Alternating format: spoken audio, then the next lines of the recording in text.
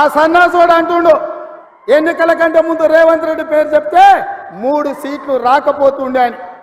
నేను ఇవాళ ఈ వేదిక మీద నుంచి ఆ సొల్లు వాగుడు వాగే కేటీఆర్ కి సవాలు విసురుతున్నా. బిడ్డ, ఇవాళ నేనే ముఖ్యమంత్రి, నేనే పిసిసి ప్రెసిడెంట్ను. రేపు రాబోయే పార్లమెంట్ ఎన్నికల్లో నేను సవాలు విసురుతున్నా. నీ చేతనైతే దమ్ముంటే, నువ్వు మగోడు అయితే ఈ తెలంగాణ రాష్ట్రంలో బిడ్డ ఒక్క సీటు గెలిచి చూపించు. నీ అయ్యా నువ్వు వస్తావో నీ అయ్య వస్తాడో మా కార్యకర్తలు చూసుకుంటారు. బిడ్డ, నువ్వు అనుకుంటున్నావా అల్లా తప్పగాడని? అల్లా తప్పగాలం కాదు, అవులగాలలాక అయ్య పేరు చెప్పుకొని కుర్చీలో కూర్చోలేదు సన్నాసుడా.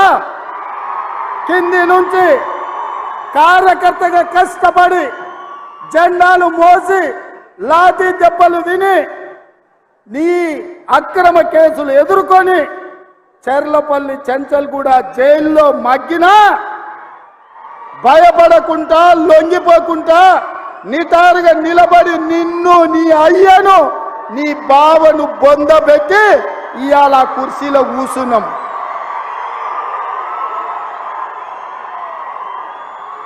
ఈ కుర్చీ ఇనాం కింద వచ్చింది కాదు, ఈ కుర్చీ అయ్య పేరు చెప్తే వచ్చింది కాదు బిడ్డ. నల్లమల్ల అడవి నుంచి తొక్కుకుంటూ వచ్చి నీలాగటో నెత్తి మీద కాలు పెట్టి తొక్కి ఆ కుర్చీలో కూర్చోబెట్టిండు మా కార్యకర్తలు. ఇవాళ కుర్చీ ఉందంటే అది మా కార్యకర్తల త్యాగం. ఇవాళ కుర్చీ ఉందంటే మా కార్యకర్తల పోరాటం.